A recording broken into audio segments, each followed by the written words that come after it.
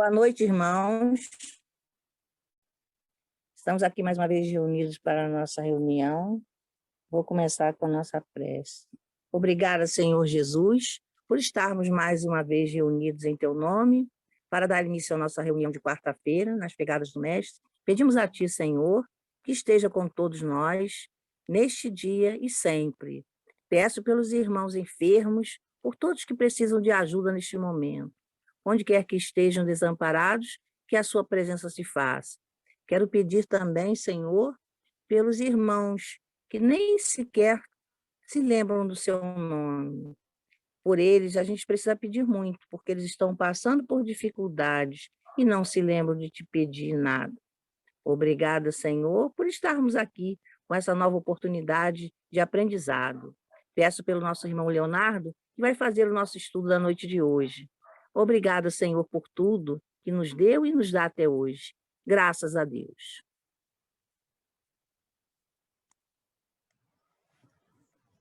Ok. Muito bem.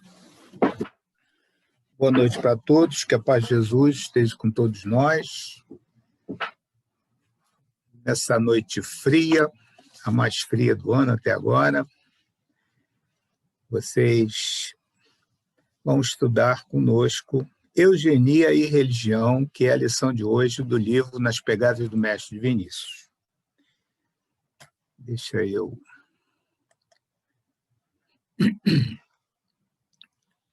Então, antes de começar, eu queria dizer que eu li 3 vezes esse texto para poder entender a colocação do Vinícius. Até que eu acho que eu consegui. Se eu não conseguir, depois, na discussão, vocês vão dar a opinião de vocês, tá? Então, Leonardo, se você quiser colocar em tela cheia. Ótimo. Posso colocar em tela cheia. Já coloquei. Ok. Está em tela cheia agora. Vamos lá.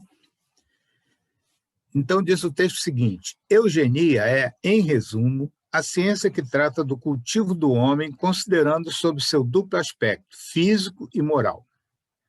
O objeto dessa ciência é conseguir espécies humanos, fortes, sadios, belos, mediante a aplicação de métodos científicos que correspondem, em síntese, a puras e rigorosas regras de higiene em sua ampla e lata concepção. Como se vê, a eugenia é por todos os motivos, digna de simpatia dos que se interessam pelo aperfeiçoamento da raça humana, o que equivale a dizer pelo seu progresso e evolução. A humanidade, porém, desvirtua o alvo da eugenia, como desvirtua aquele visado pela religião. Pretende chegar ao fim apartando-se dos processos naturais, isto é, empregando artifícios pueris e até mesmo ridículos. E eu acrescento aqui nesse texto, até mesmo criminosos. Vamos ver mais adiante. A gente deste século, semelhantes às gerações de remotas eras, alimenta a pretensão de galgar os páramos da luz, onde reina a felicidade, por meio de uma nova torre de Babel, pois outra coisa não é o ritualismo ou cerimonial aparatoso estabelecido pelos credos dogmáticos como processo de salvação. Vamos abrir um parênteses aqui e explicar o que é Torre de Babel. É um conto que dizia que os homens fizeram uma escada tão grande para poder alcançar os céus. Essa escada alta, entretanto, os deuses não gostaram muito dessa ideia dos homens quererem chegar até eles, e eles derrubaram essa escada. Esse é, em resumo, o texto que explica o que é esse termo Torre de Babel. Continuamos com Vinícius. Orientados por esse fato, prisma, porque todos em matéria, falso prisma, procuram todos em matéria de eugenismo obter saúde, vigor e beleza mediante o emprego de drogas, cremes e pinturas. Entende-se que, para se adquirir formosura, basta encobrir a fealdade, quando eugenia nos ensina só se logra a beleza destruindo as causas da fealdade. Da mesma sorte, a fé raciocinada e pura nos adverte, a seu turno, que só alcançaremos a redenção de nossas almas instruindo-nos e moralizando-nos. Ou, em outras palavras, educando nossa mente e nosso coração. A religião e a eugenia colimam precisamente o mesmo alvo, mensano in corpore sano. Cumpre agora considerar que, e sobretudo, convencermos-nos de que a beleza não se arranja com pomadas, nem o céu se alcança com exibições ritualísticas. É preciso remover as causas que determinam a deformidade do físico, como aquelas que deformam o caráter. A beleza externa procede da beleza interna, e a cura opera-se no interior para o exterior.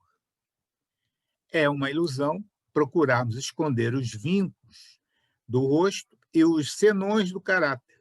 É necessário removê-los e extirpá-los, o que só se consegue pelas vias naturais, sob a influência de leis eternas e imutáveis.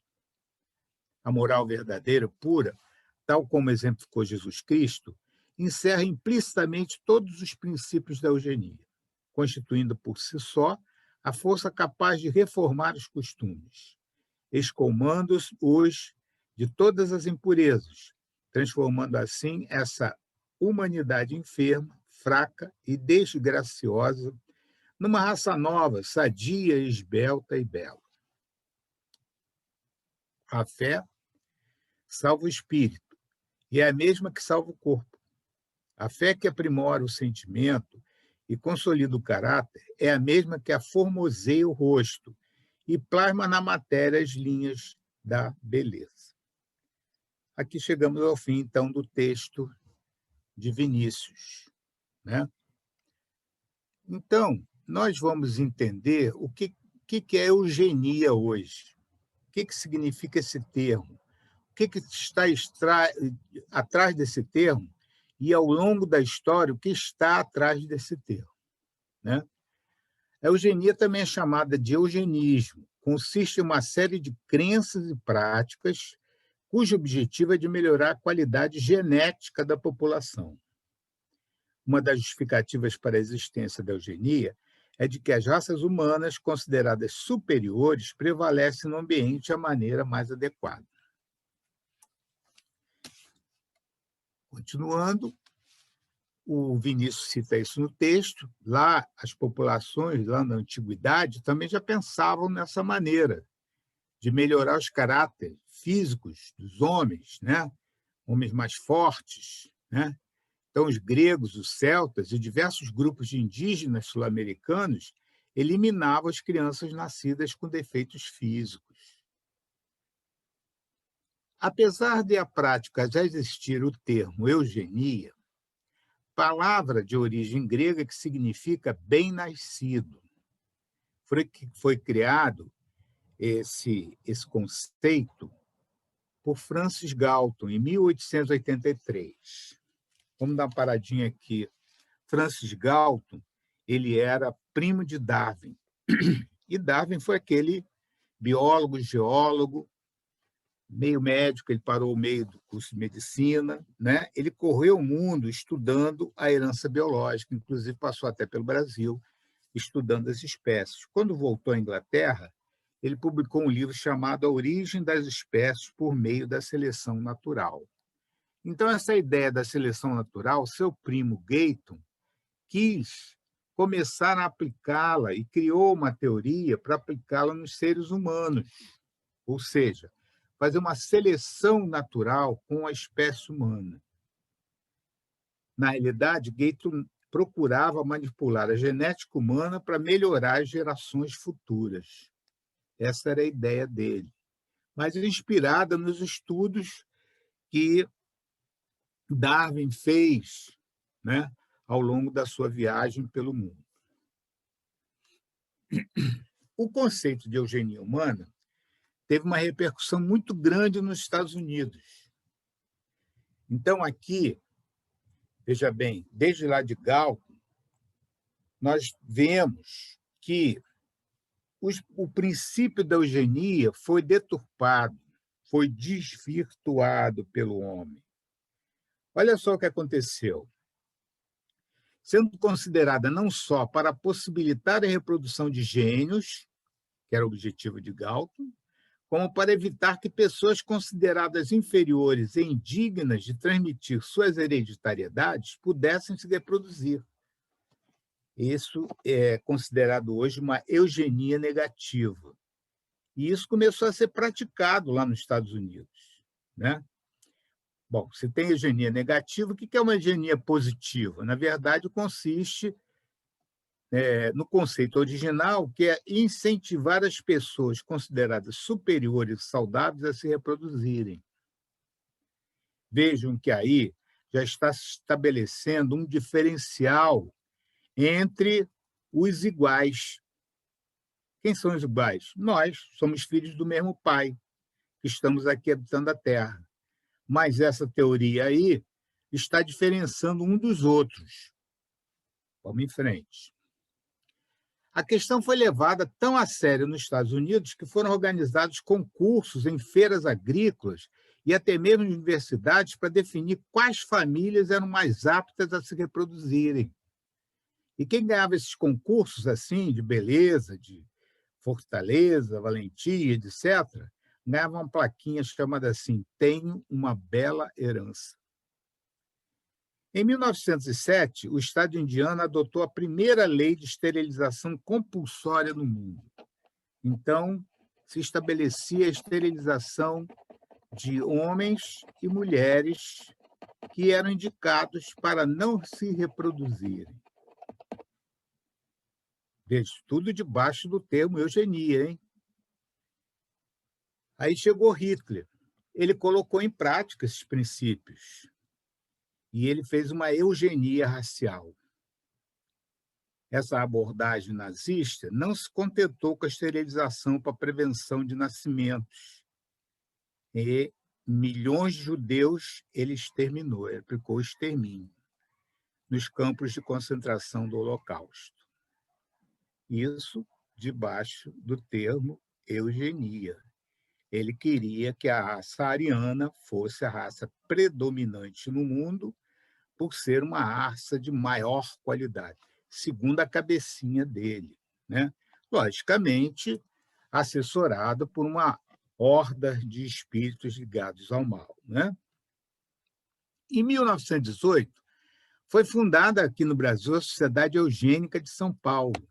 Seu fundador definia a palavra eugenia como religião da humanidade.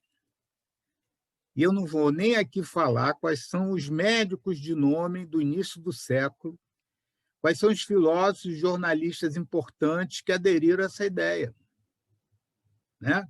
Hoje recebe até nomes de rua. Vamos em frente. Não vamos ficar malhando os outros aqui, não.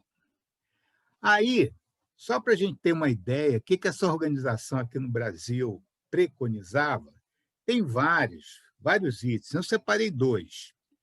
Controle da reprodução humana, geração de filhos apenas entre casais considerados sadios, tendo em conta os padrões eugênicos, com o intuito de formar uma elite brasileira perfeita. Um outro item.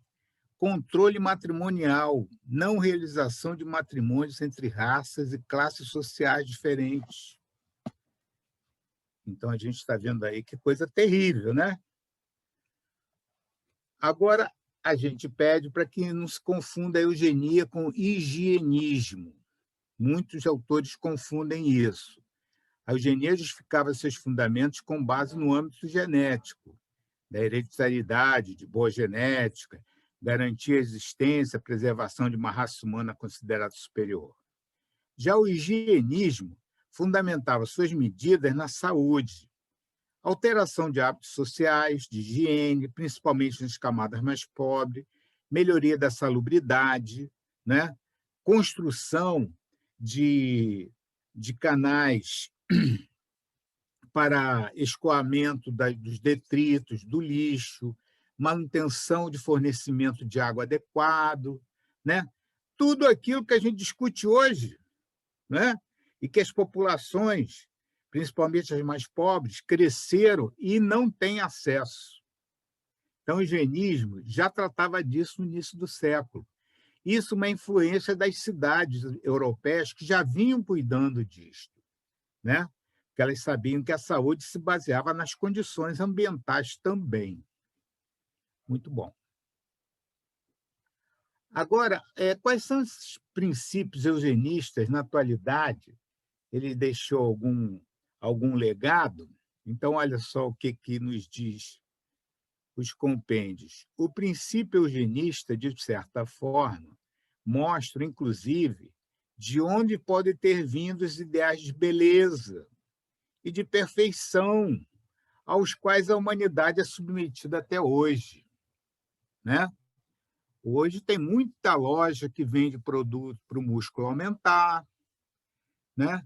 Tem bastante academia, que não é somente para nós cuidarmos da saúde, a academia não é um crime, é quase hoje uma necessidade para quem quer manter a sua saúde. Agora, tem pessoas que exageram, né? O culturismo do corpo é uma medida quase eugênica para se destacar dos demais, né? Essa beleza, essa perfeição. Quantos não ganham muito dinheiro mantendo blogs, né? Que falam sobre embelezamento? Então, isso, na realidade, é um legado lá das ideias eugenistas, lá de trás. Ela também é a base de muitos dos preconceitos existentes relativamente à etnia, à constituição física, à classe social e orientação sexual, por exemplo, né? Então, o preconceito surgiu,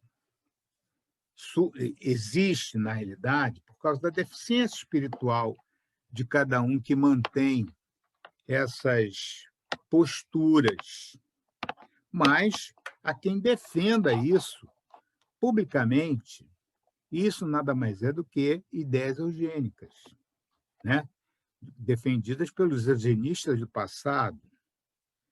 Então, esses preconceitos que chegam até hoje e que muitas pessoas que não têm vergonha de apresentá-los, né, pelas redes sociais, né? Isso é, na realidade, um resquício da ideia eugenista do final do século de 1800 alguma coisa para em 1900, né, para o início do século passado.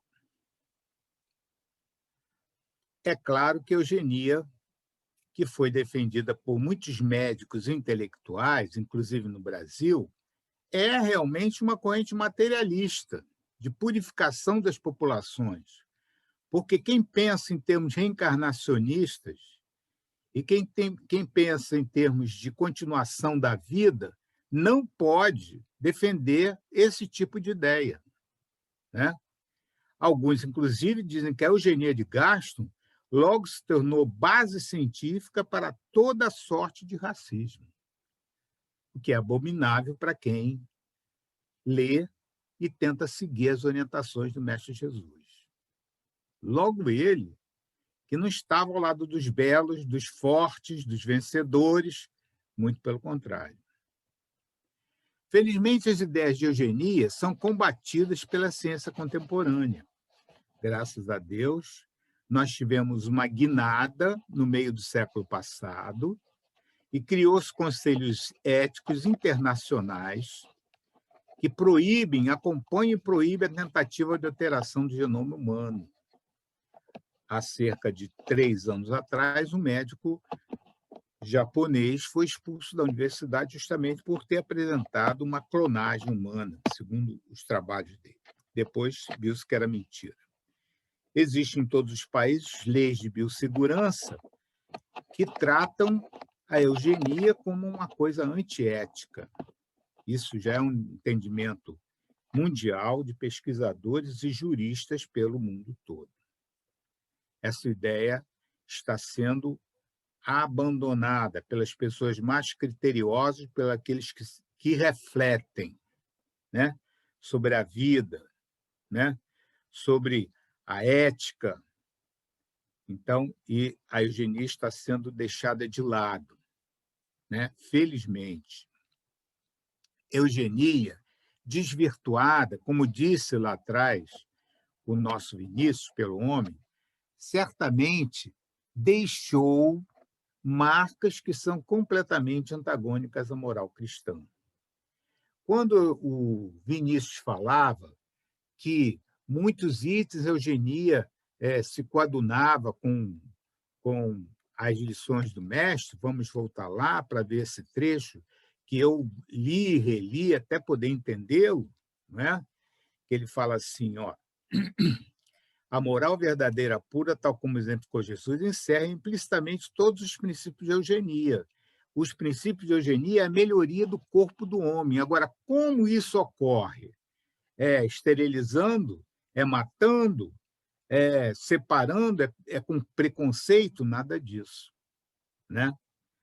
Então, na realidade, ela acontece, nós vamos ver ainda mais à frente, pelo trabalho dos benfeitores espirituais. E ela vai acontecer normalmente, automaticamente, pela melhoria dos nossos espíritos e do nosso comportamento e da nossa postura mental. Ao longo das gerações, nós vamos ter corpos mais perfeitos, mais sadios, mais esbeltas, e não por seleção de raça, mas, na realidade, por aquisições espirituais, né? Nesse sentido que ele cita Jesus aqui. Voltemos à nossa transparência lá na frente. Então, eu já estou aqui falando da eugenia desvirtuada no século passado, no início desse século, né? Que deixou marcas que são contrárias à moral do Cristo. No Livro dos Espíritos, a pergunta 337, pode a união do espírito a determinado corpo ser imposta por Deus? Ele fala que pode, quando o espírito não está apto para escolher esse corpo, né? Por expiação, pode o espírito ser constrangido a se unir um corpo a determinada criança, pelo seu nascimento, pela posição que vem ocupar no mundo, que lhe torna instrumento de castigo, para que ele volte a pensar e voltar para o caminho do bem, né? A 335 trata do mesmo assunto. Cabe ao espírito a escolha do corpo em quem encarne ou somente o gênero de vida que lhe sirva de prova? Aí ele fala, alguns espíritos podem até escolher o corpo, por conta das imperfeições que este apresenta, ainda serão para o espírito provas que lhe auxiliarão no progresso. Então, muitos espíritos escolhem até corpos com problemas, com deficiências, feios, né? Então, porque é necessário para o progresso dele. Agora, nem sempre, continua o espírito, porém lhe é permitida a escolha do seu invólucro corpóreo, mas simplesmente a faculdade de pedir que seja tal e qual. E aí nós vamos para André Luiz, no livro Entre a Terra e o Céu, e Clarencio, falando sobre a reencarnação de Júlio, diz o seguinte, durante a gravidez de Sumira, a mente de Júlio permanecerá associada à mente materna, influenciando, como é justo, a formação do embrião. Então, a mãe tem participação nesta formação, não só fisiologicamente, mas também magneticamente, como a gente vai ver mais à frente. Todo o córneo celular do novo organismo estará impregnado pelas forças de pensamento enfermiço do nosso irmão que regressa ao mundo. Então, ele não terá um corpinho bonitinho, né, sem problemas, porque ele tem necessidade de outro tipo de corpo, tal as suas pendências. Assim sendo, Júlio renascerá com as deficiências de quem ainda é portador, embora favorecido pelo material genético que recolherá dos pais. Ainda André Luiz. Toda permuta de cromossomas no vaso uterino está invariavelmente presidida por agentes magnéticos ordinários do próprio espírito ou extraordinários. E aqui entram os espíritos chamados construtores, que fazem a arrumação dos cromossomos para que o sujeito tenha essa ou aquela moléstia, né? Ou que ele tenha esse ou aquele corpinho bonito e carinha agradável, né? Conforme o tipo de existência que faz ou refaz com as chaves da hereditariedade, atendendo aos seus fins. E aí, nós estamos chegando já ao final. Para encerrar, nós vamos ver que o materialismo capenga, né? Ou seja, ele vai andando até um certo ponto com o espiritismo, mas mais à frente o espiritismo já lhe passa à frente, como é o caso dessa geração dos corpos, como é o caso da formação das raças, como é o caso da melhoria do corpo do homem. Então, acabamos de ver agora com André Luiz que isso tudo é manipulado no plano espiritual antes de nós encarnarmos, né? E muitas vezes as pessoas querem até modificar as coisas aqui por baixo, através de botox, de operações, de lipoaspirações, como se a beleza externa do corpo fosse mais importante do que o esforço para a beleza interna do espírito, né? Então, o Espiritismo diz assim na Gênesis, Kardec, no capítulo 10, marcha ao lado do materialismo, no campo da matéria. Admite tudo que o segundo admite, mas avança para além do ponto onde este último, o materialismo, para. O Espiritismo e o materialismo são como dois viajantes que caminham juntos, partindo de um mesmo ponto. Chegados a certa distância, o materialismo, diz, não posso ir mais longe. O outro, o espiritismo, prossegue e descobre um novo mundo, porque então há de o primeiro dizer que o segundo é louco, somente porque, entrevendo novos horizontes, se decide a transpor os limites aonde o outro convém deter-se. Então, é um pensamento que Kardec nos coloca, mostrando que isto que o Consolador vem nos trazer de explicação é importante para que nós avaliemos o que nós estamos fazendo das nossas vidas. Cuidar do corpo é uma obrigação nossa. Cuidar da saúde é uma obrigação de cada um. Estar se sentindo bem é uma obrigação de cada um. Cuidar das suas doenças, né? Fazer com que o corpo não o domine através da preguiça, etc., isso é obrigação de cada um.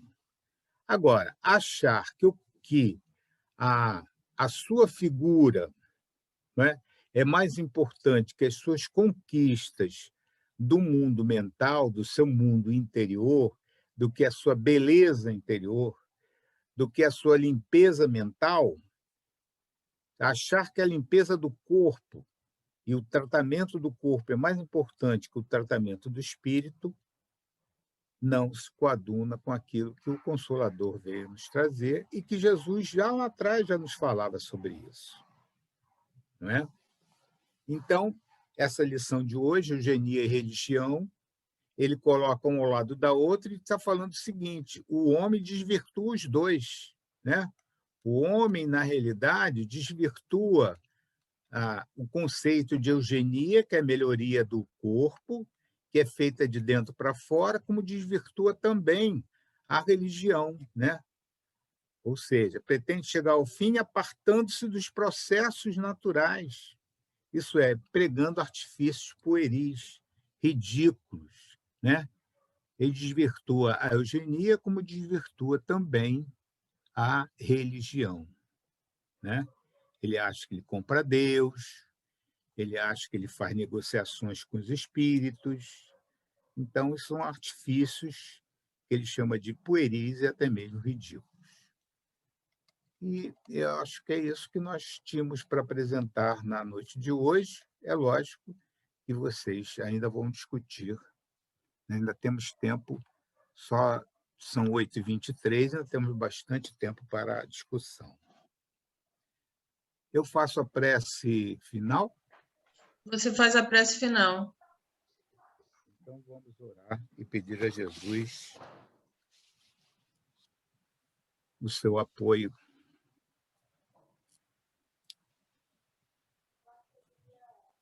Senhor Jesus, aqui estamos novamente na casa de conselheiro, sob o amparo desses amigos da espiritualidade, estudando o teu evangelho.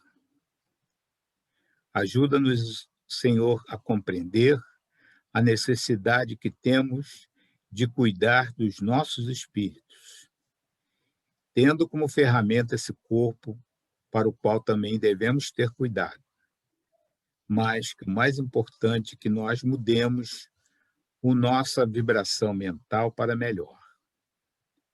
Nesta oportunidade, pedimos por aqueles que estão enfermiços da matéria e do espírito, para que possam se reequilibrar, contando com a tua presença junto a cada um deles.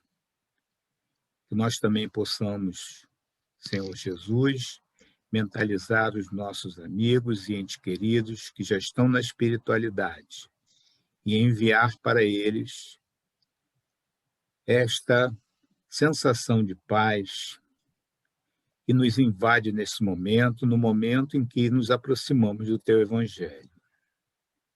Em particular também, Senhor, pedimos hoje pelos nossos irmãos suicidas e que as equipes de Maria de Nazaré possam recolhê-los e assisti-los nas variadas colônias e postos assistenciais espalhados na erraticidade. Prontos a receber esses companheiros que merecem todo o amor de Maria, de todos os seus colaboradores. Senhor Jesus, que nós possamos, em teu nome, em nome dos amigos que nos auxiliaram nos estudos na noite de hoje, e, acima de tudo, em nome do Pai, que nós possamos estar com a tua paz em cada um dos nossos lares. Que assim seja.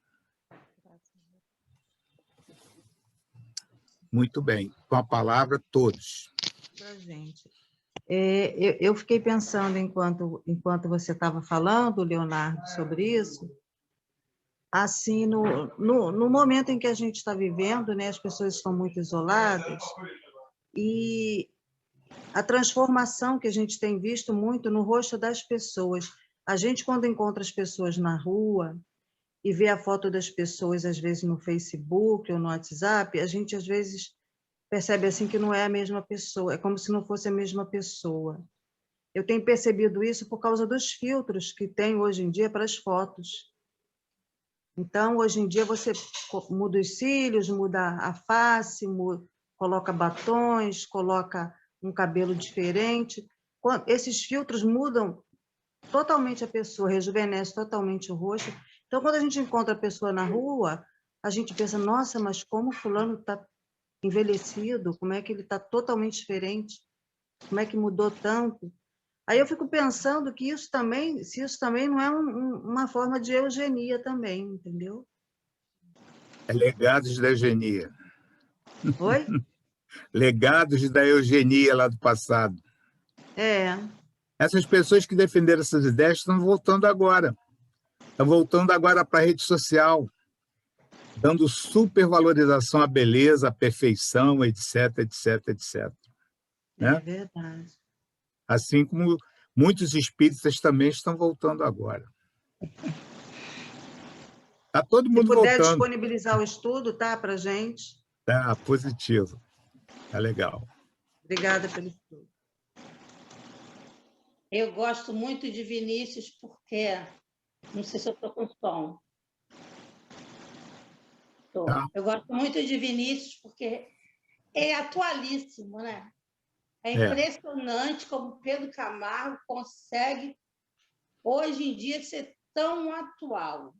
E eu estava aqui pensando também como a espiritualidade é tão maravilhosa que quando a gente senta para pegar o programa e colocar as pessoas ali, encaixar as pessoas, a gente pede que seja orientado.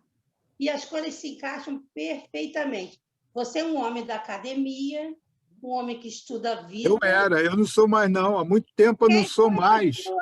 Por favor, não sou.